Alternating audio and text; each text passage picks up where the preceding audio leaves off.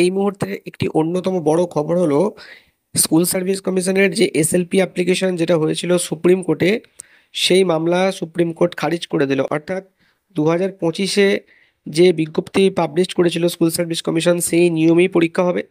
আজকে বিকাশবাবু সুপ্রিম কোর্টে সওয়াল করেছিলেন এবং সেখানে তিনি টিচারদের যে এক্সপিরিয়েন্সে যে 10 নম্বর দেওয়া হচ্ছে সেই বিষয়টা নিয়ে তুলে ধরেন যে কেন তাদের দেওয়া হবে। তো বিচারপতিদ্বয় এই 10 নাম্বার কেন দেওয়া হচ্ছে এই পুরো বিষয়টা শুনতে চাননি, মানে কোনো বিষয়ই শুনতে চাননি, মামলা ডিসমিসড করে দিয়েছেন। সেহেতু 2025-এর যে বিজ্ঞপ্তি যে স্কুল সার্ভিস কমিশন প্রকাশ করেছিল সেই অনুযায়ী পরীক্ষা হবে।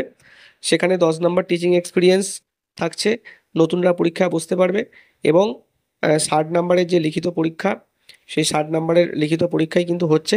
এবং আমরা যতটুকু জানতে পেরেছি আগামী 7ই সেপ্টেম্বর এবং 14ই সেপ্টেম্বর এই দুটো দিনেই কিন্তু পরীক্ষা হবে।